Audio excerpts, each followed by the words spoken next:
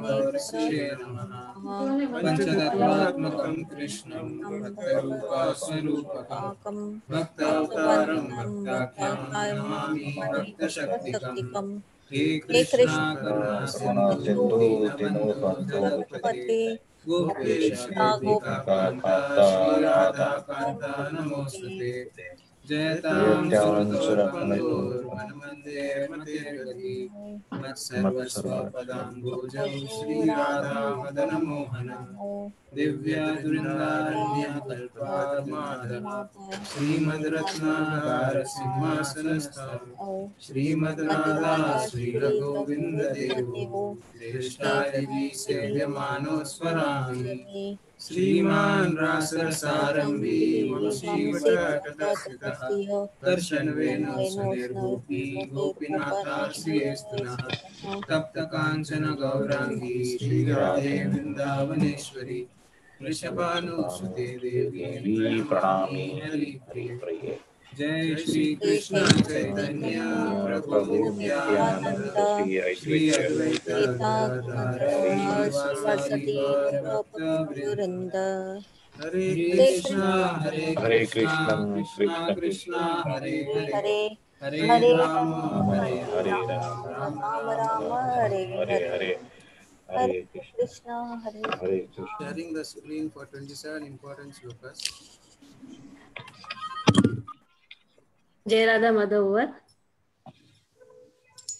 We'll do Jai Radha Madhav first. Jai Radha Madhava Kunja Vihari Jaya Radha Madhava Kunja Vihari Jaya Gopi Jana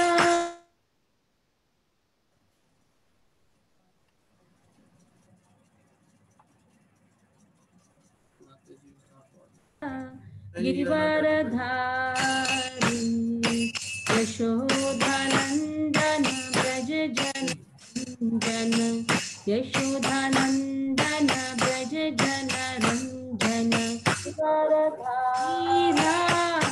वनचारी Yamuna Tirah वनचारी Jai Radha Madhava Kunj Vihari Jai Radha Madhava Kunj Vihari.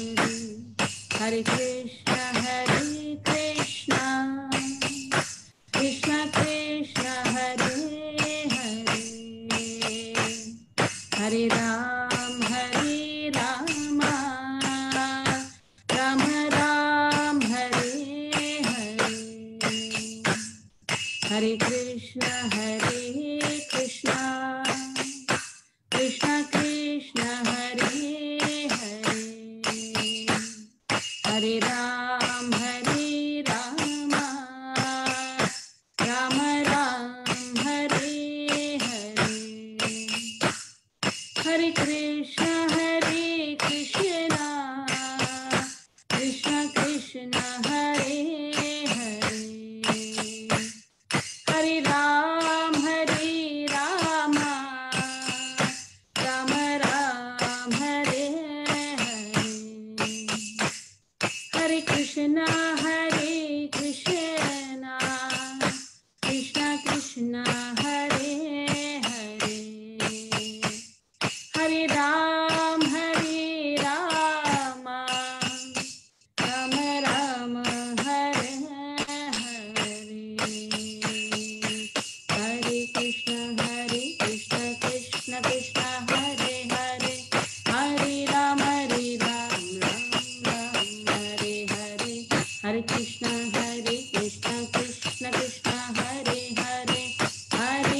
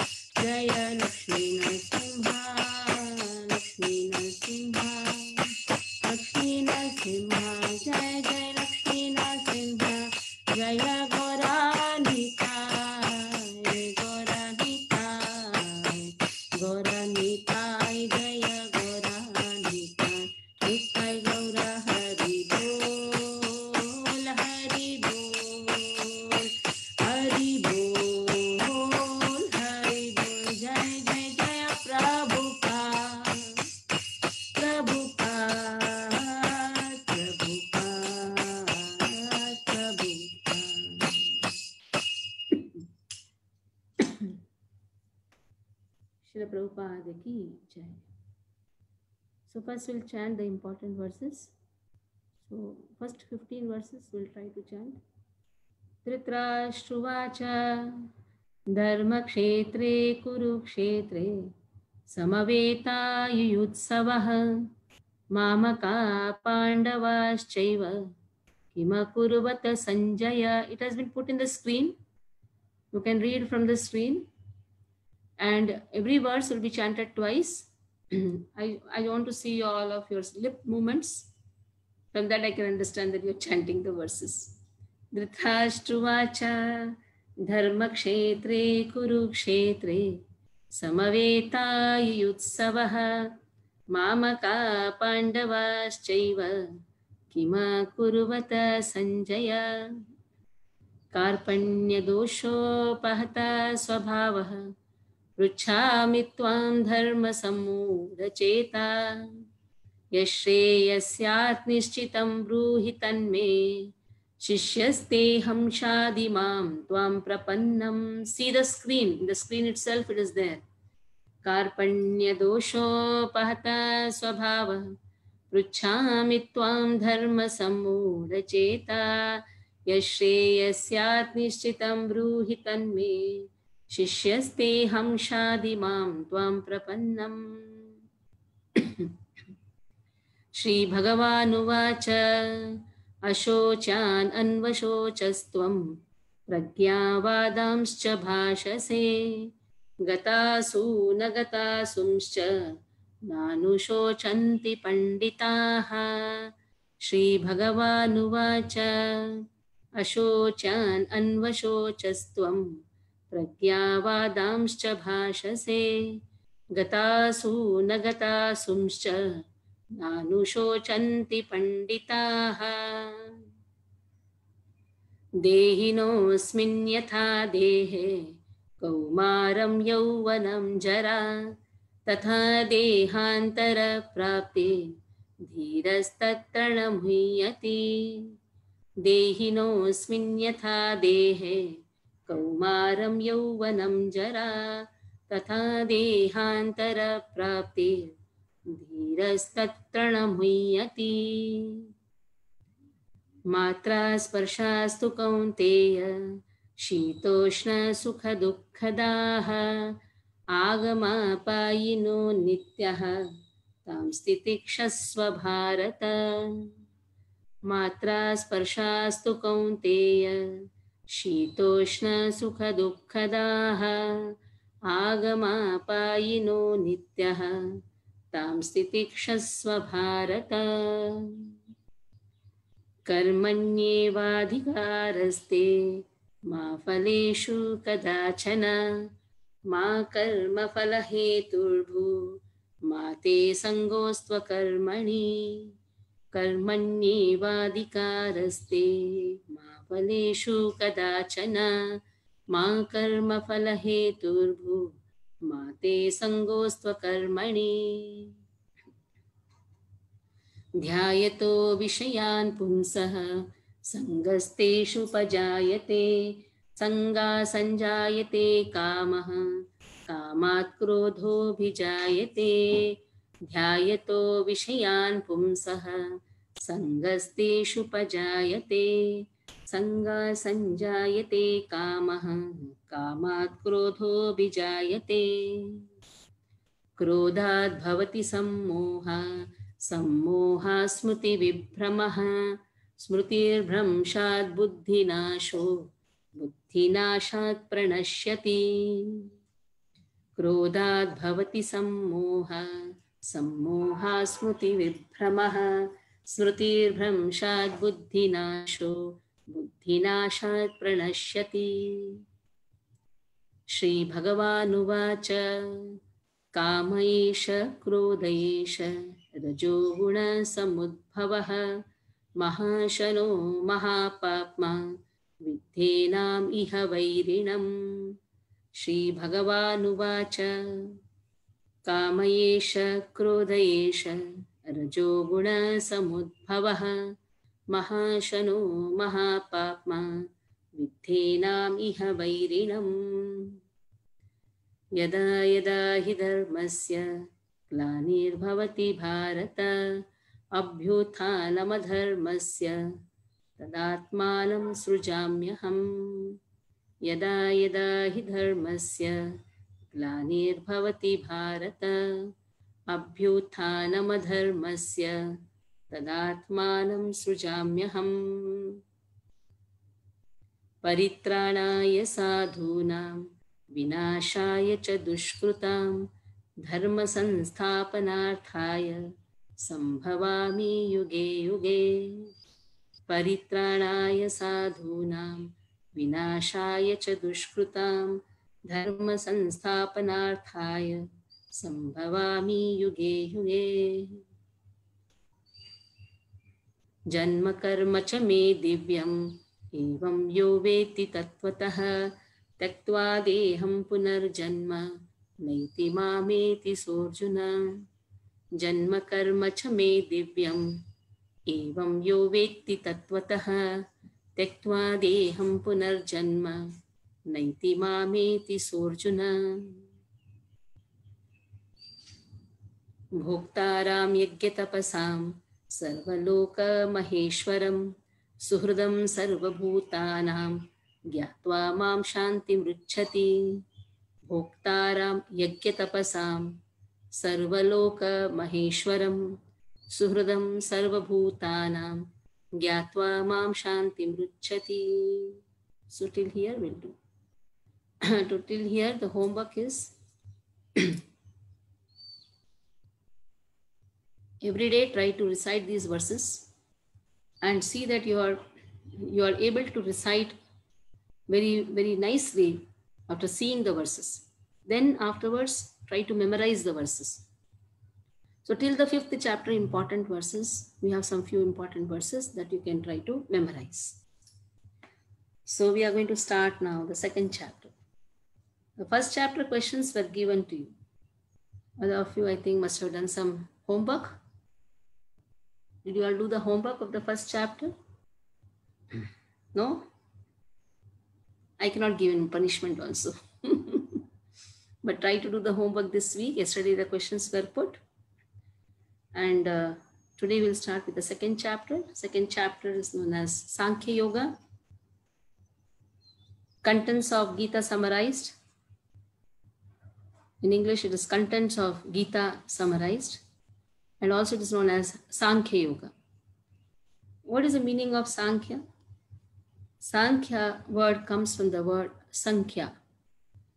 Sankhya means counting, counting in hands. Trying to understand who am I. This body is made up of 24 elements. We have discussed this. 5 gross: earth, water, fire, air, ether. 5 gross. 5 knowledge gaining senses. For earth, it is nose. For water, it is tongue. Earth, water. Air, it is skin. And for ether, it is ears. So in this way, you have 5 knowledge gaining senses. If you don't have, then you can write it down. 5 gross, 5 knowledge gaining senses, 5 working senses: hands, legs, mouth, intestine, genitals. Then you have 5 sense objects. If there is earth, there is tongue. If there is tongue, there is taste. Corresponding, you should remember like this: earth, tongue, taste. Earth is nose. Earth, nose, smell. Then you have water, tongue, taste. Fire, eyes, sight. Then you have air, that is skin and touch. Then you have ether. Then you have ears, corresponding to that is sound. So in this way you have 20 here. And then 3 subtle elements: man, buddhi, ahankar. Mind, intelligence, false ego. And the 24th is Pradhan, the sum total of 3 modes of material nature. That is mode of goodness, mode of passion, mode of ignorance. In this way, there are 24 elements. Now trying to identify who am I? Am I earth? Naturally you will say, no, I am not earth. Am I water? No. Am I ether? In this way, no, naiti. Then who am I? Then the conclusion comes, yes, I am not the body, I am soul. That is how you try to reject one. That is Sankhya Yoga. Trying to understand who am I. So this is an analytical study. What is Sankhya Yoga? Analytical study of the body and soul. So this whole chapter, second chapter, this whole chapter is actually containing everything what is there in whole Gita. Actually, the whole Gita ends in this chapter itself. In chapter 2, you have Karma Yoga, Jnana Yoga, at the same time Bhakti Yoga. Sankhya Yoga is also known as Jnana Yoga. Understand it very nicely. These are technical terms. Sankhya is also known as Jnana. What is the meaning of Jnana? Jnana means the knowledge to understand the difference between body, soul, and the proprietor of this body and soul. That is God. That is the meaning of Jnana. The same Jnana is also known as Sankhya. Sometimes there is whole confusion. Somebody asks you, are you a Sankhya? Somebody asked me 20 years back. Mataji, who are you? Are you a Sankhya or a Karmi? I was like, frankly speaking, I was not able to understand these terms. I said, I don't know all these things. I know one thing, that my spiritual master has told me to chant the holy name of Krishna. I am doing that. Don't ask me I am a Karmi or a Jnani or what. But then afterwards, while studying Bhagavad Gita under the care of the spiritual master, I could understand these terms. What are these terms? This Sankhya is only known as Jnana. Sometimes they will say, what is Jnana Yoga? Immediately you should understand. Sankhya Yoga is Jnana Yoga, or Jnana Yoga is Sankhya Yoga. That means analytical study of body, soul, and the proprietor of body and soul. That is God. So knowledge means understanding this difference. You're just understanding the difference. Now, when you have understood the difference, you should act in that capacity. The acting means some work has to be done. That is why that is known as Karma Yoga. It is not just karma, it is Karma Yoga. See, every chapter of Bhagavad Gita ends with this word yoga. Arjuna Vishada Yoga, first chapter. Second chapter, Sankhya Yoga. Third chapter, Jnana Yoga. Everywhere yoga comes. So what is the meaning of yoga? Yoga means connecting everything to Krishna. So when you connect everything to Krishna, that becomes yoga. Yoga means bridging the gap between matter and spirit. That is the meaning of yoga, bridging the gap between matter and spirit. So first chapter, Arjuna Vishada Yoga. Second chapter, Sankhya Yoga. So understanding this difference and then acting in that capacity, that is known as Karma Yoga. So for that, intelligence is required. Intelligence is required. To perform Karma Yoga, the third chapter is Karma Yoga. To intelligence is required. That is why that is also known as Buddhi Yoga. So Karma Yoga is also known as Buddhi Yoga. Sankhya Yoga is known as Jnana Yoga. Karma Yoga is also known as Buddhi Yoga. We'll be repeating these terms again and again, because what happens is, in the due course of time, you'll tend to forget all these terms. So when it comes to the proper verses, again, we'll be repeating these terms. These are technical terms. First is understanding the difference and then acting in that capacity. That is known as Karma Yoga. Keeping Krishna in the center. That is why yoga word is used. It is not just action. It is action for Krishna. Spiritualizing every action. So in this way, Karma Yoga or Buddhi Yoga. And then there is something known as Bhakti Yoga. Bhakti Yoga is the perfection of Buddhi Yoga. The perfection of Buddhi Yoga is known as Bhakti Yoga. That means ready to do anything and everything for Krishna. There is no choice of one's liking. Whether Arjuna likes to fight the war or not, whether he wants to give up the fighting or not, it is not. Whatever Krishna wants, doing according to that. So there is no personal choice in it. Bhakti yoga means doing everything for the pleasure of Lord. At least in karma yoga, you have some choice. Though you're doing for Krishna, at least you have a choice of choosing what type of work you want to do. But in bhakti yoga, you do everything for the pleasure of Lord. So that is why all these three yogas, this whole Bhagavad Gita is divided into three parts. First six, we have discussed this. First six is karma yoga. Middle six is bhakti yoga. Last six is Sankhya yoga. Right? So now all these three are there in the second chapter itself. That is why it is contents of the Gita summarized. Everything is there. Summary is there. Everything is there. But everything was spoken in such a fast track that Arjuna could not understand anything. He was completely more in confusion. Already he was in confusion. This chapter added up to his confusion only. So that is why he wants to clear his confusion. That is how the third chapter starts. But in second chapter itself, everything is included. Now, second chapter starts with Sanjay's speech. Now, Sanjaya saw that Dhritarashtra is feeling very happy because Arjuna is crying. Arjuna doesn't want to take part in the war. In fact, Arjuna is arguing with Krishna. So Dhritarashtra thought, wonderful. This is a very wonderful sign because without war, I can get all the kingdom. Because here Arjuna, he says, I don't want anything. And Dhritarashtra wanted that. That Arjuna should say that I don't want anything. And in this way, Arjuna's lamentation is making Dhritarashtra happy. But Sanjaya says, Madhusudana. Here there is Krishna is addressed as Madhusudana. So let us see what Sanjaya speaks.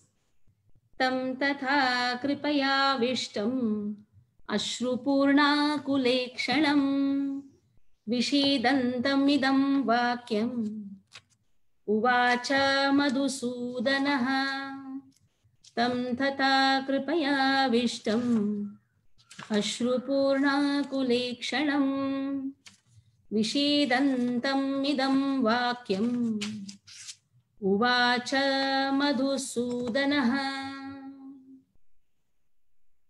So Dhritarashtra was very joyful on hearing that Arjuna was going to renounce this kingdom. And he was hopeful of not losing the kingdom for his sons. At that time, Sanjaya is speaking. What he says? Arjuna is in lamentation, no doubt. Arjuna is crying. Why? Because of material compassion. He is so much compassionate to his own people. And because of compassion, it is said, material compassion will lead to lamentation and then there will be tears. And they are all the signs of ignorance of the real self. Compassion, attachment, this attachment to compassion is because of attachment. Attachment gives rise to expectations. And in this way, attachment, expectations, and then lamentation. In this way, this is all the sign of ignorance of the real self. So here, Madhusudana, Lord killed the demon Madhu. So Madhu represents ignorance. So because of ignorance or because of the influence of this ignorance, Arjuna was not ready to fight. And here, addressing Krishna as Madhusudana, in the second chapter, first verse, Sanjaya is addressing Krishna as Madhusudana. That itself represents that Krishna is going to kill this demon of misunderstanding, which has overcome in Arjuna. Arjuna is overcome by this ignorance. And Krishna is addressed as Madhusudana. That means Krishna is going to kill this ignorance, and because of which he is not able to discharge his duties. His ignorance is not allowing Arjuna to discharge the duties. So Krishna is going to kill this demon of misunderstanding. That is how whatever joy which Dhritarashtra was having, here Sanjaya clearly says, you don't have to rejoice for all these things, because Krishna is present with Arjuna. When Krishna is present, then there will be no ignorance. Maya is compared to Andhakar. Maya hai Andhakar. Krishna is Surya Saman. Krishna Surya Saman, Maya hai Andhakar. Jaha Krishna taha nai, Maya adhikar. Krishna Surya Saman. Krishna is compared to sun. Maya is compared to darkness. Wherever Krishna is there, there will be no darkness. That means there will be no ignorance. So in the purport, Prabhupada writes, this compassion is actually senseless. Compassion for a dress of a drowning man is senseless. Because if you yourself are also drowning and you are having compassion for a drowning person, one drowning person cannot save another drowning person, one who is drowning. So this so-called compassion for the outward dress, that is a symptom of a Shudra. One who does not know this and laments for the outward dress is known as Shudra, or one who laments unnecessarily.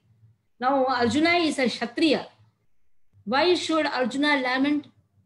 Because that is again the plan of Krishna.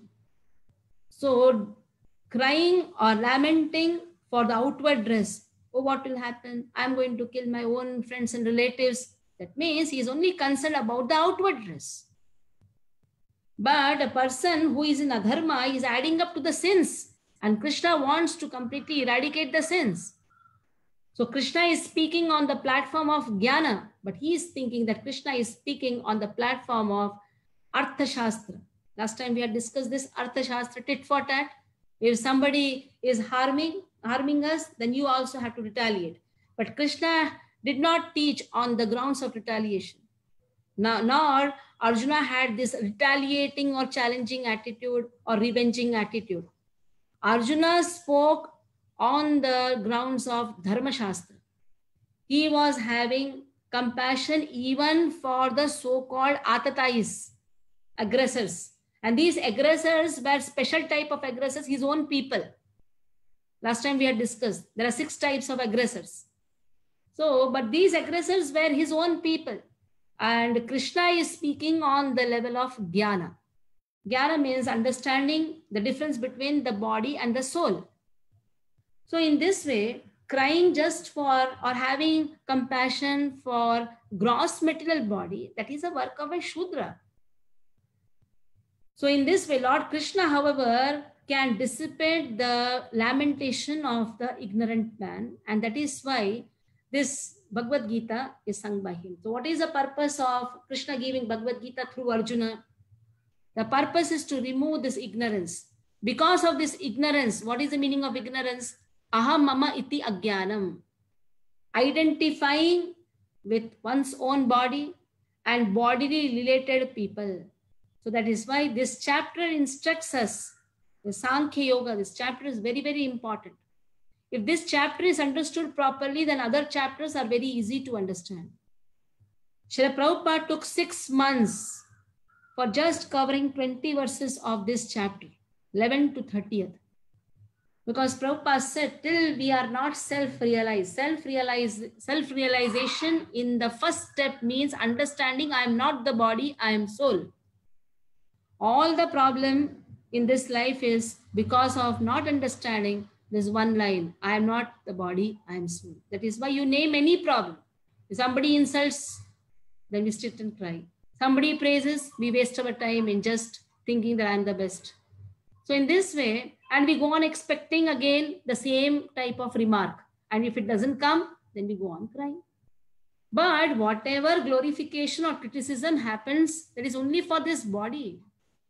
Soul is so sukshma, it cannot be even seen. So whatever glorification is done is only for this body. But if a person is carried away and is expecting the same again and again, he laments. That is how expectation leads to lamentation, and there is only tears. You name any problem, even the fear, the so-called fear, is only because we are relating the circumstances with this body. We are so much conscious only of this body. No doubt the body has to be taken care of, but this body has to be utilized in the service of Lord. But we attach ourselves to the body to such an extent that we identify ourselves with this body. We have forgotten that we are servants of Krishna. That is why Vyasaji says, Paropi manute anartham, paro api manute anartham. Even though the soul is Parashakti of Krishna, the internal potency of the potency of Krishna, there is inferior potency and superior potency. So Jiva comes in superior potency of Krishna, though superior potency of Krishna and is conscious also, but this Jiva attaches itself to the matter which is not conscious. Matter is considered to be the inferior potency of Krishna. Matter is dull.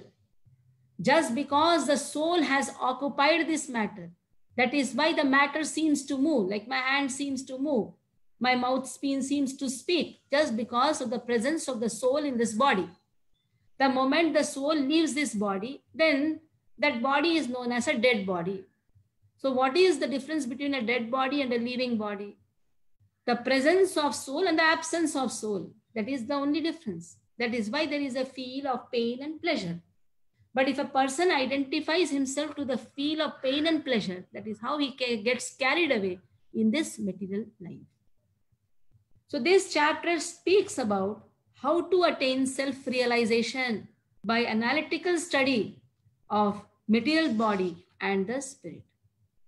Because the solution for all the problem is to get self-realized. That means to understand the nature of the soul. What is the nature of the soul?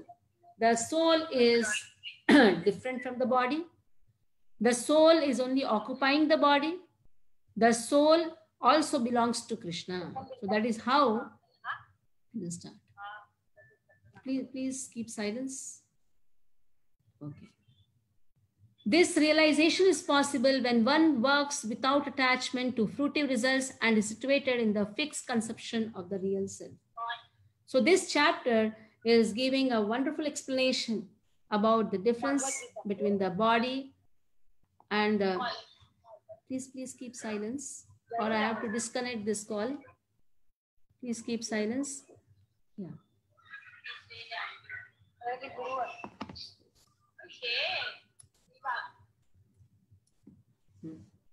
This realization is possible when one works without attachment to fruitive results and is situated in the fixed conception of the real self.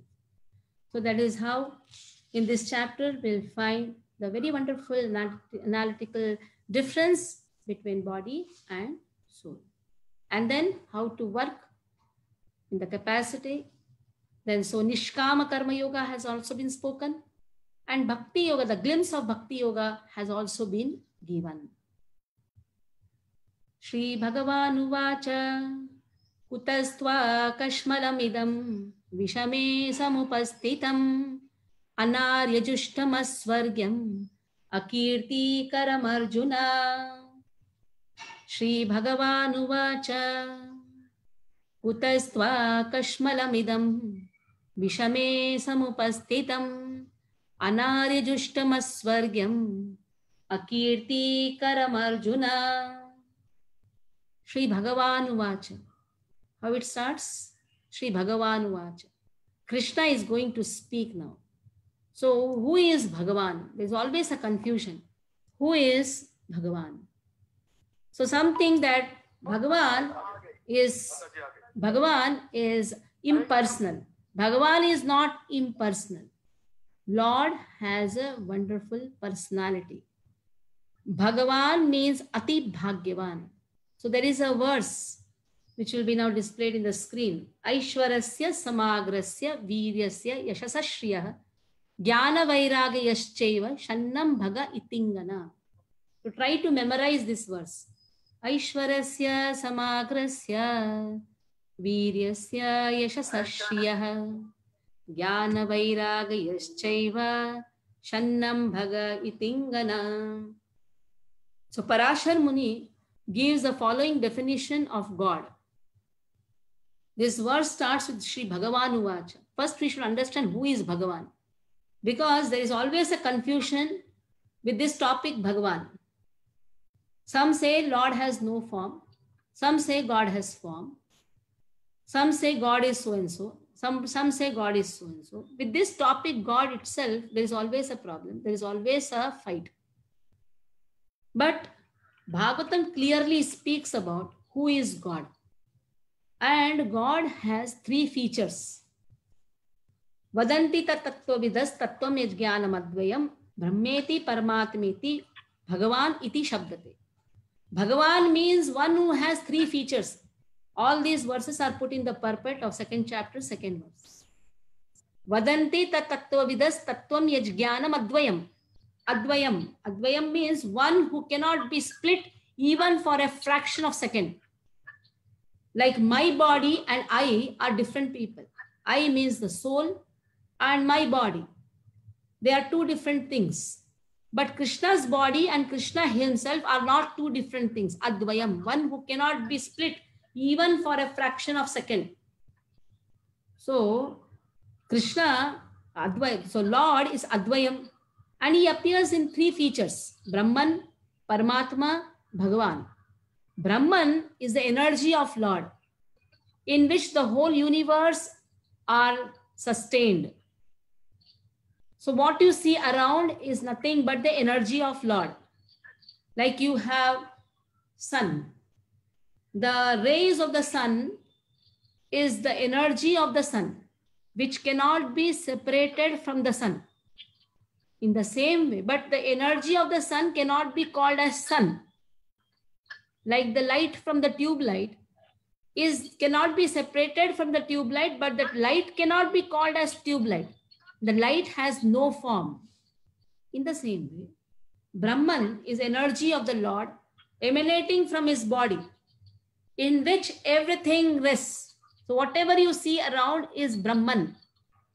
Brahman has no form. It is impersonal. Brahman has no form. At the same time, Brahman cannot be separated from Lord. At the same time, Brahman cannot be called as God. Brahman is God's, apostrophe S, belongs to God. Paramatma. Lord is residing in everyone's heart as Paramatma. Again, Paramatma is impersonal aspect of Lord, because you cannot have direct dealings with Paramatma. You cannot worship Paramatma. You can only meditate upon him if you know that Paramatma is Krishna. Or sometimes the yogis, they meditate on an artificial Paramatma. For facilitating their meditation, they imagine an artificial Paramatma. So, Paramatma is Krishna's feature. Krishna's one of the features is Paramatma, who is residing in everyone's heart. Like the reflection of the sun is seen in all the pots, which is kept on the ground. So that reflection cannot be separated from the sun. At the same time, reflection cannot be called as sun.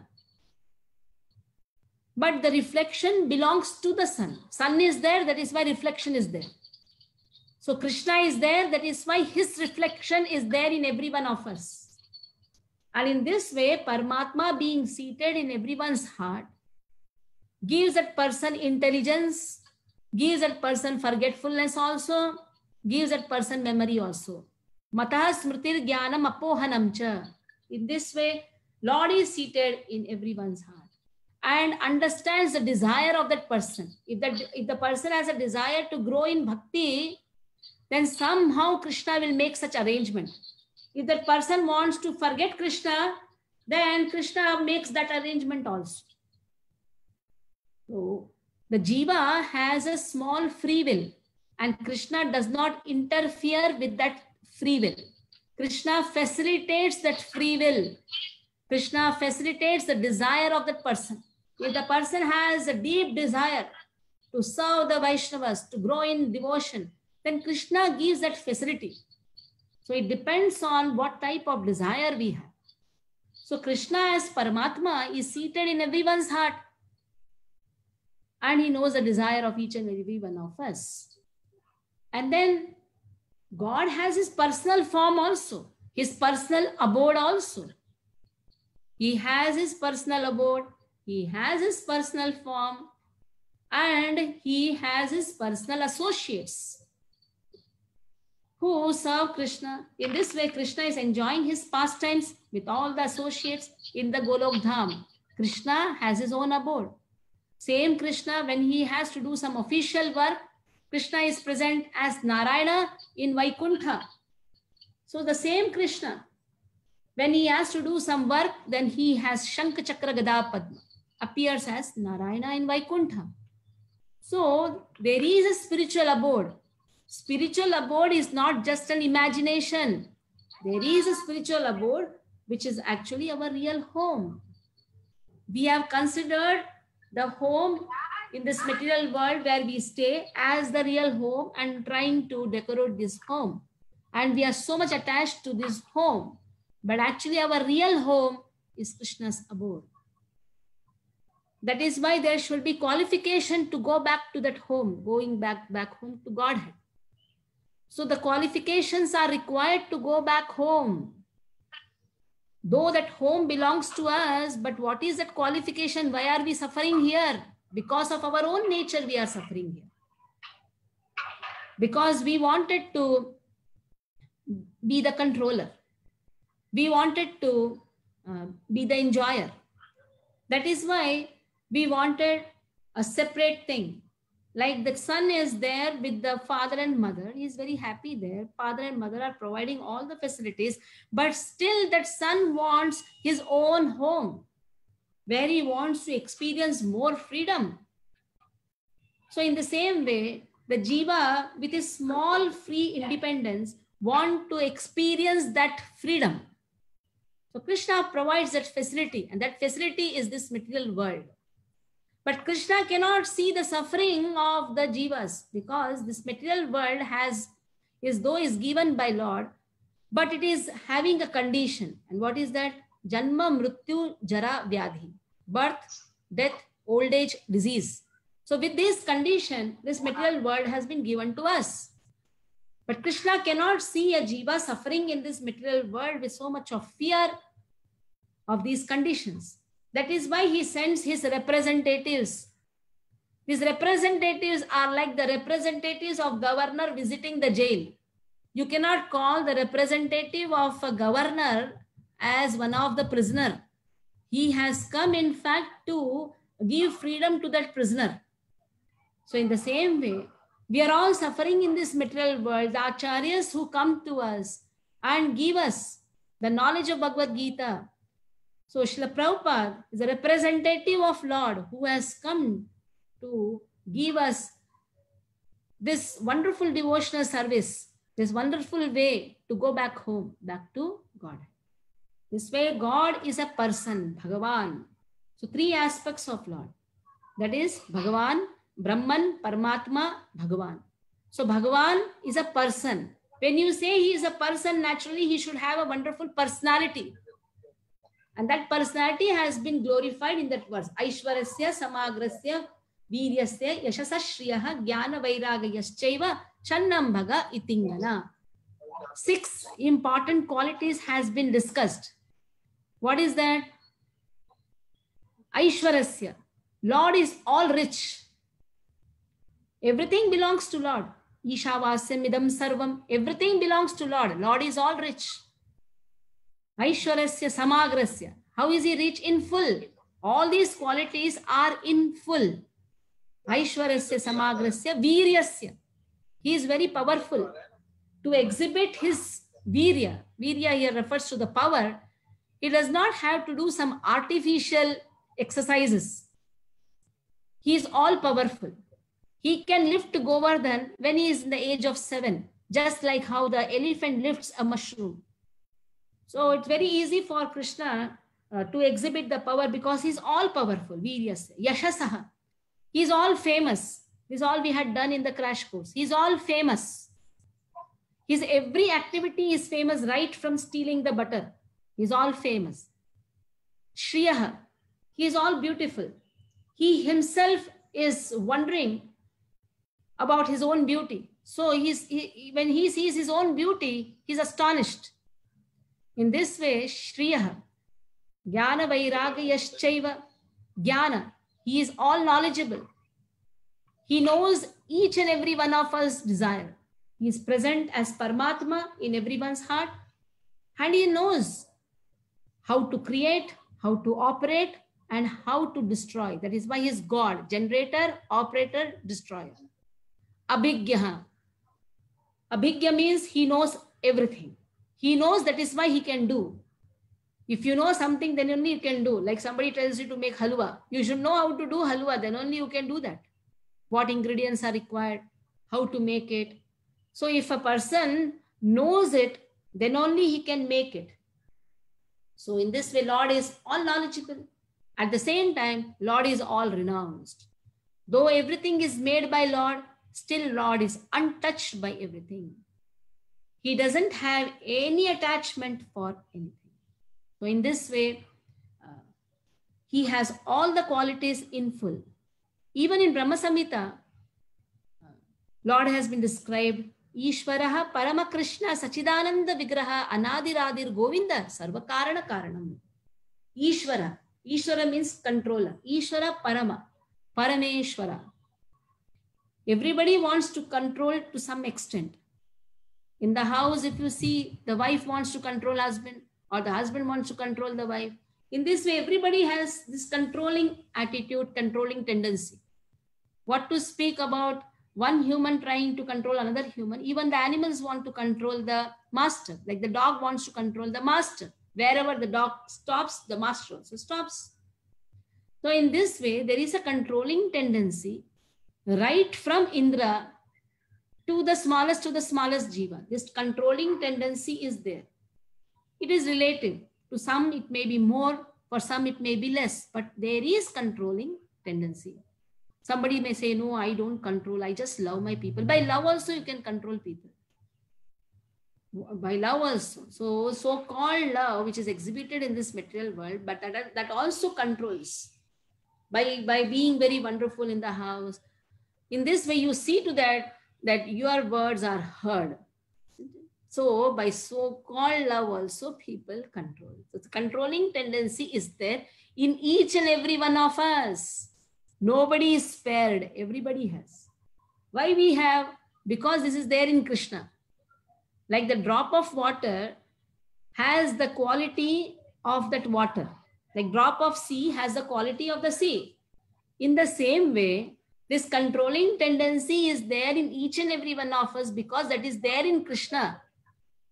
Whatever is there in Krishna, we are part and parcel of Krishna. That is why we also have, but that is whatever we have, that ratio is very small. That is why we have those qualities in very small measure, infinitesimal.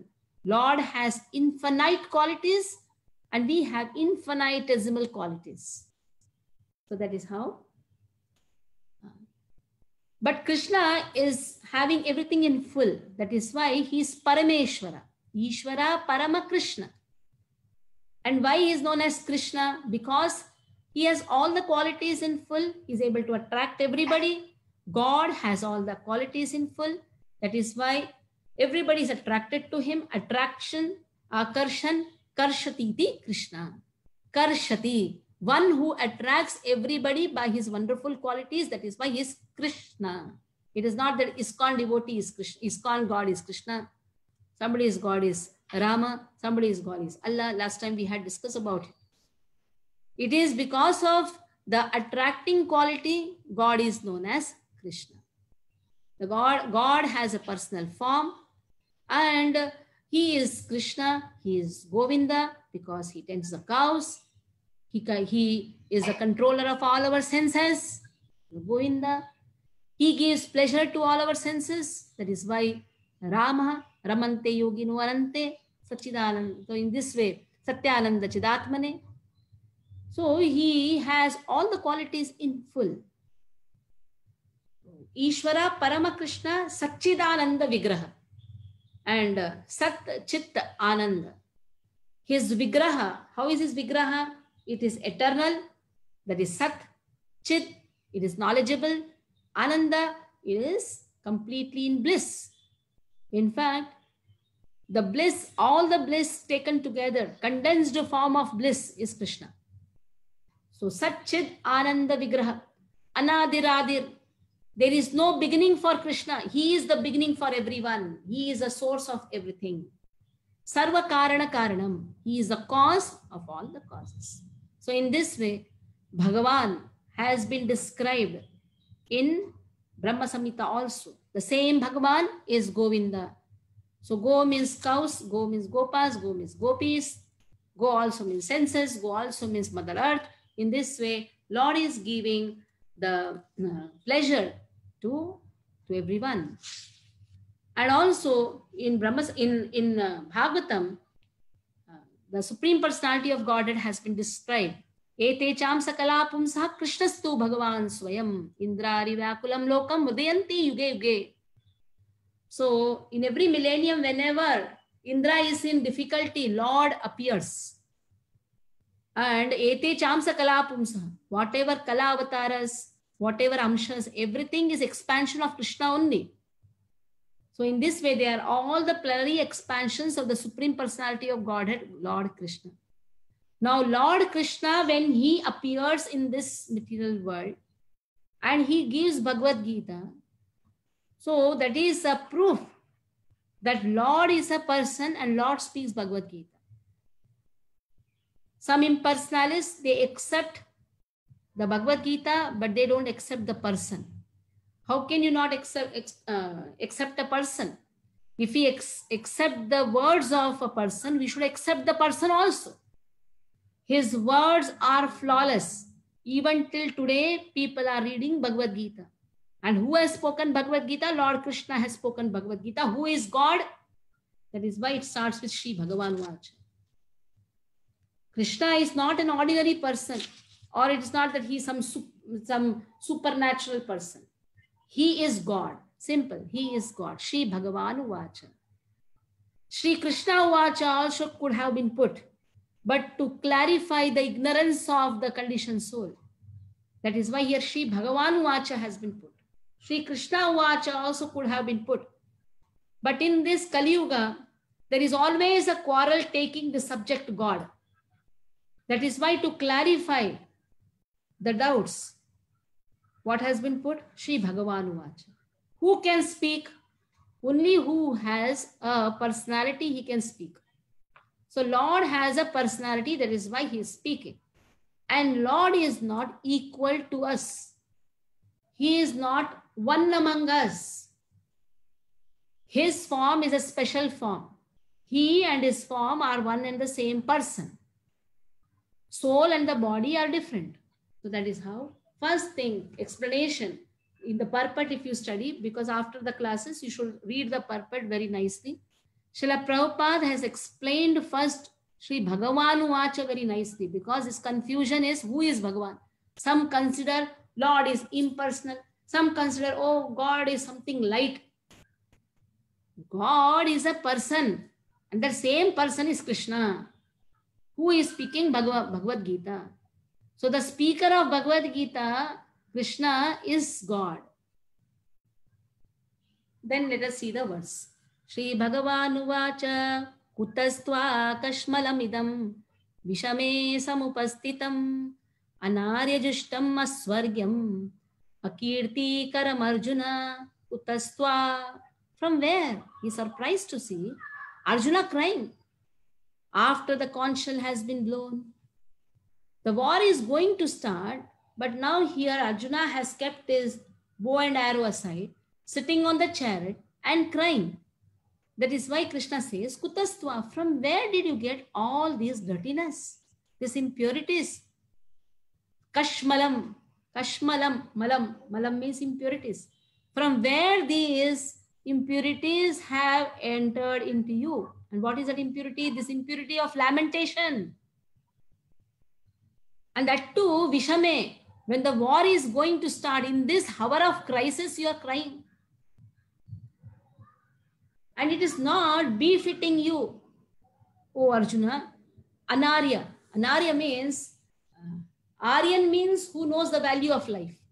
Anarya means who does not know the value of life. So the human body, so such a wonderful body which has been gifted by Lord. And in this human body, one has to follow the dictations of Krishna. One has to understand the value of this life. You are a Kshatriya. Kshatriya means Kshatrayate, one who protects the dependents from harm. That person is known as Kshatriya. That means he should understand the value of the human life, and that to the position which has been given to him. Instead of that, you're crying. It's not befitting you. It seems that you are an Anarya who does not know the value of life. Anarya Jushtam Asvargyam. So Arjuna may say, oh, I am not, it's not that I have, it is not that I am afraid of the war. I have compassion for my own people. And that is justified because they are superiors and they are my brothers. But Krishna says such so-called compassion is actually weakness of heart. And this is not going to lead you to any higher planets. In fact, Akirti, there will be only infamy. People are going to criticize you. They will talk ill about you. They may say that you are afraid of the war, that is why you have run away. Seeing the Narayani Sena, such a huge Sena, Arjuna was afraid. That is why Arjuna gave up the war. That is how people are going to criticize you. It is going to give you infamy, and also you are not coming in the category of an Aryan. So Aryan means one who knows the value of life and one whose civilization is based on self-realization. Srila Prabhupada has given very wonderfully in the purport what is the meaning of Aryan. One whose goal of life is to attain self-realization. That person is an Aryan.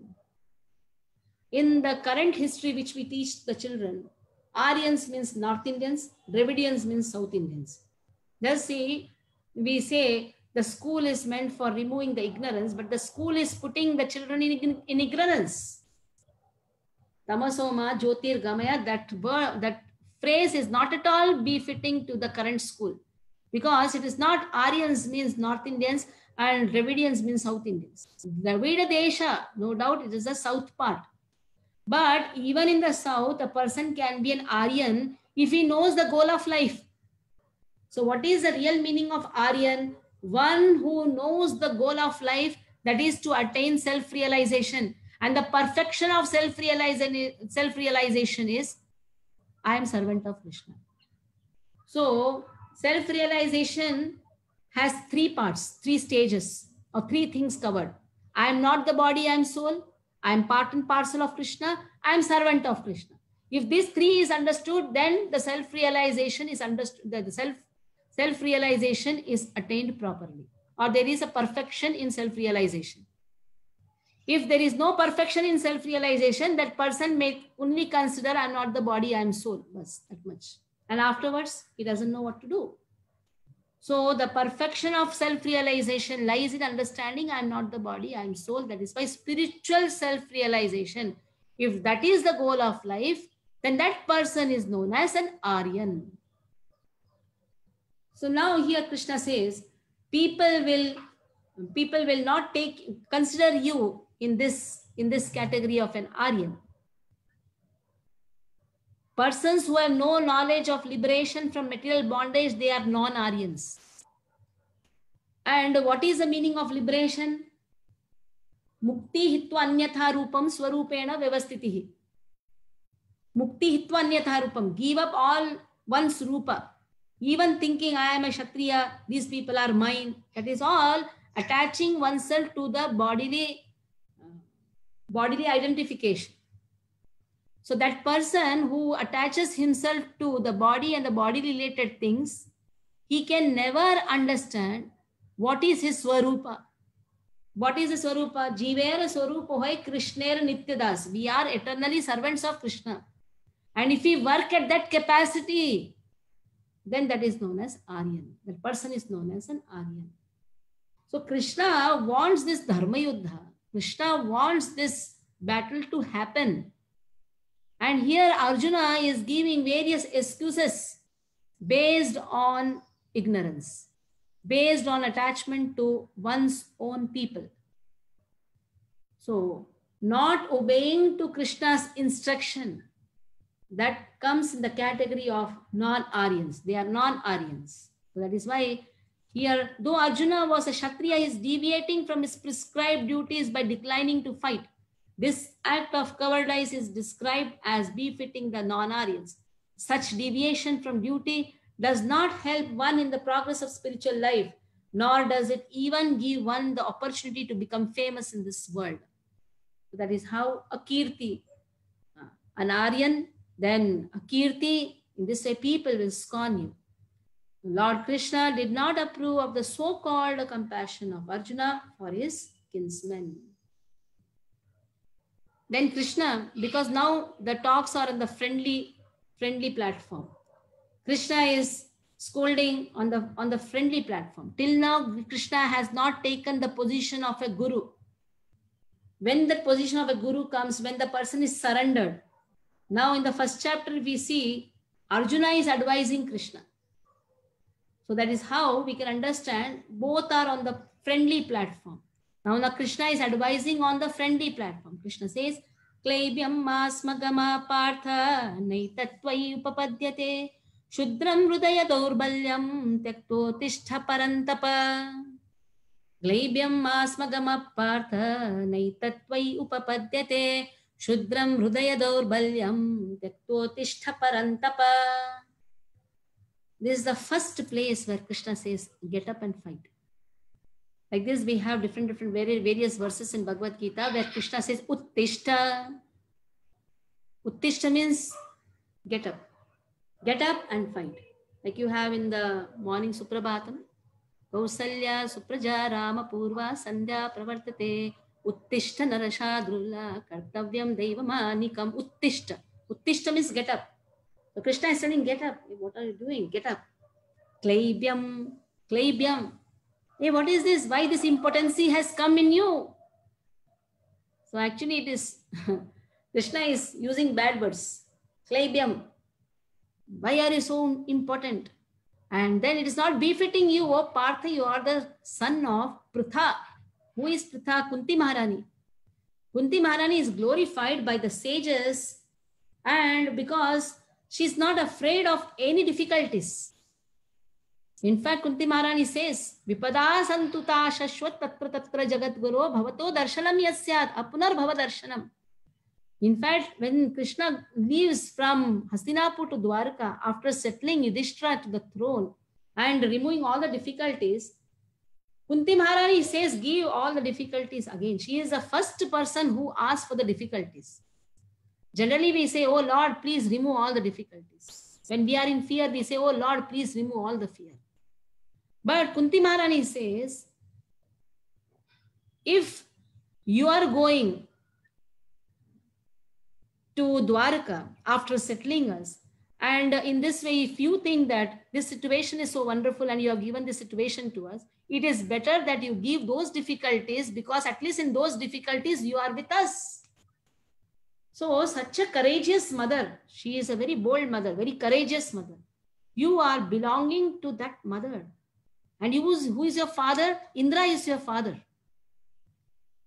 Actually, Kunti Maharani invoked the demigods because Pandu could not, there was a curse for Pandu that if he begets the child, then he has to lose his life. At that time, Kunti Maharani tells him that she has got a boon, that she can invoke any demigod. We know that she tried out this boon with Dharmaraj, and in this with sun god. That is how Karna was born. And then now she expresses this boon to Pandu, and that is how from Dharmaraj Yudhishthira is born. From Vayu Devata Hanuman Bhima is born, and from Indra Arjuna is born. So that is how your father is also Arjuna. You are born in such a wonderful parents, and such type of impotency is not befitting you. Though you may say you are crying for your brothers, but this is weakness of heart. You may say it is on the platform of compassion. It's not on the platform of compassion. This compassion is only for the outward dress. You are not understanding that adharma is increasing. And this adharma, when it increases, it leads to more sins. Whether Arjuna wants to kill or not, the body cannot be saved. Anyhow, one day everybody has to give up the body. Though he may try to protect the body, but this body anyhow one day is going to die. So the bodies of all the Kauravas are also going to die one day or the other. But when Krishna wants to remove this adharma, when Krishna himself is telling and Arjuna is giving all the excuses, and Krishna says, give up such petty weakness of heart. Shudram hridaya daurbalyam. This is only exhibiting your weakness. It is not soft-heartedness. Soft-heartedness is a quality of a devotee. But that soft-heartedness is not allowing you to perform the duty, then that so-called soft-heartedness turns up to weakness of heart. The nature of a devotee should be soft. That is wonderful. But if it's not allowing a person to perform the duty, then that becomes weakness of the heart. The father is a wonderful surgeon, but when he sees his own son on the operation table, his hands are shivering. That means he is not able to perform his duty. So in the same way, here Arjuna is not able to lift the bow. He is not able to fight. He is crying. That means your heart is now weak. So give up such petty weakness and get up. Uttishtaha parantapa. First, remove this enemy of ignorance. Parantapa. You are chastiser of enemies. Arjuna is known as Parantapa. He is glorified as Parantapa because he is famous for chastising all the enemies. But now this weakness of heart itself is the biggest enemy which has entered his heart. So Krishna says, give up this weakness first. Give up this weakness. And this weakness is your enemy, which is not allowing you to perform your real duty as a Kshatriya, because dharma has to be established. It's only Raja Rishi or the pious kings who can establish dharma. It's very important to establish dharma. Dharma is based on 4 principles: compassion, truthfulness, austerity, and purity. And when these 4 principles are declining, then Krishna appears and tells to Arjuna to just be a nimitta matra. Actually, Krishna has already done it. Krishna has killed all the Kauravas. Krishna has uprooted all the dharmas just by glancing at them. But Krishna wants Arjuna to become an instrument, nimitta matra. He wants to give fame to his devotees. And when Krishna wants something, then he will do it.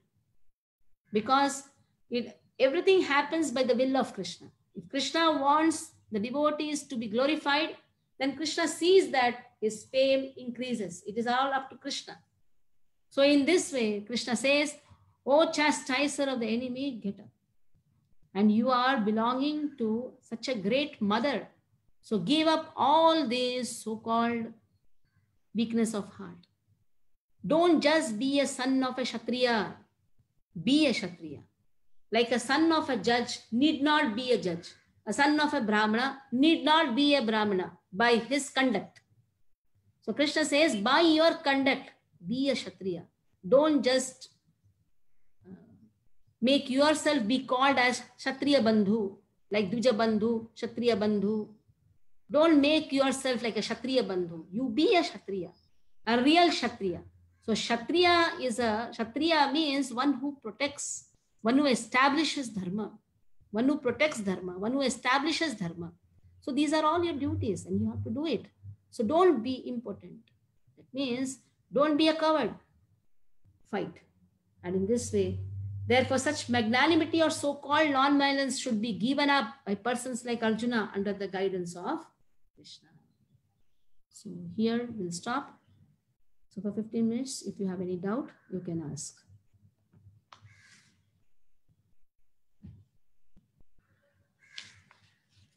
Sorry, Mataji, I missed out your chapter. Which chapter you are referring? Which verse to discuss today? This is the second chapter, 1, 2, 3.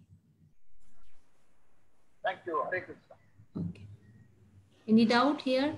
No doubt? Hare Krishna. Yeah. There was a question by Gitu Bhatia Mataji. Yeah. She wanted to know, repeat the meaning of such. I think it was Sach Chit Anand in that relation only. Sat Chit Ananda. Sat means truth, eternity. Chit means knowledge. Anand means bliss. Sat Chit Anand. Satchidanand. Soul is also Satchidanand. God is Satchidanand. Soul is also Satchidanand. Only the quantity differs. Lord is infinite. We are infinitesimal.